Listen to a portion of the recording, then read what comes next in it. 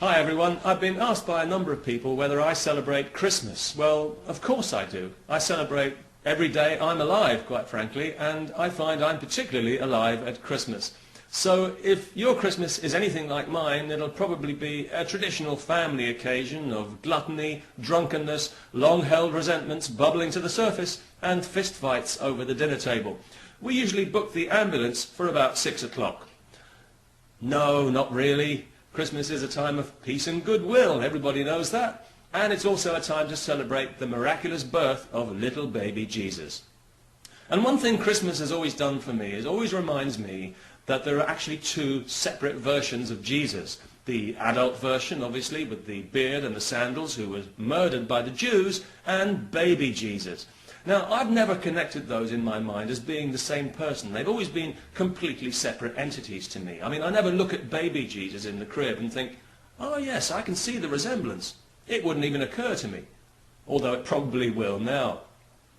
We actually have a little model nativity scene in our house this Christmas, as we do every Christmas, ostensibly for the children, but really it's for everyone because Christmas is for everyone. Why do we have it? Well, for the same reason that we have a Christmas tree and fairy lights and tinsel and crackers and paper hats, because it's fun.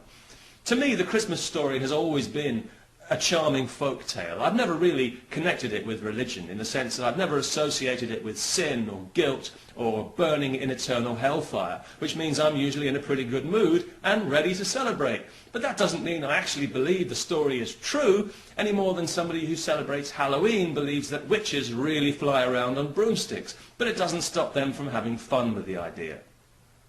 Now, Christmas was a folk festival long before Christianity ever got hold of it, and it will be long after Christianity's bony fingers have been prized off it, because, newsflash for Christians, nailing your deity's name to a festival doesn't make it yours, I'm afraid. It's still all about the solstice. It's all about the rebirth of the sun.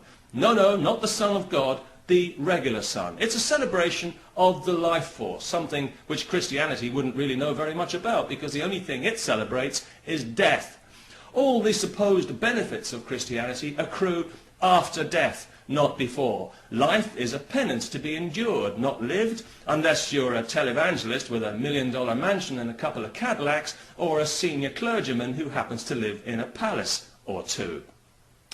But the actual nativity scene itself is an iconic scene which of course is instantly recognizable. A baby born in a stable, well, that can only mean one thing. You never look at that scene and think to yourself, I wonder if that's baby Jesus there, or one of the many other babies known for being born in stables. But you know, it might not be a bad idea once in a while, because the Christmas story is by no means exclusive to Jesus.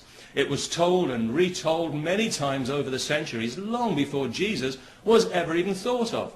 To the ancient Egyptians, Isis was the mother of God, and each midwinter they depicted her in a stable nursing a child that she had, guess what, miraculously conceived. And all this a couple of thousand years before Jesus.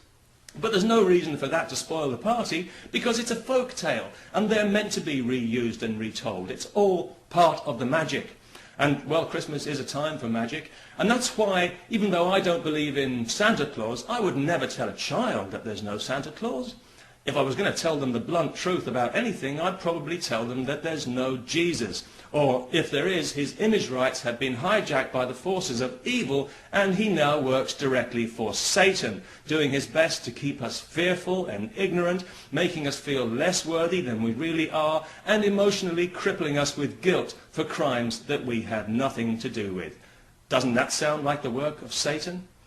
Not that I really believe in Satan, by the way, I should emphasize that, but then we all know that you don't actually have to believe in a thing for it to be part of your life, whether you like it or not. So, in that sense, I know he exists. And I also know that the Holy Scriptures will back me up on that, which gives me a warm and fuzzy feeling all over. And isn't that really what Christmas is all about? Well, that's enough from me. I want to wish everybody a Merry Christmas, of course. And I want to wish you what I wish for myself, which is, of course, peace, and may all your Christmases be godless and free.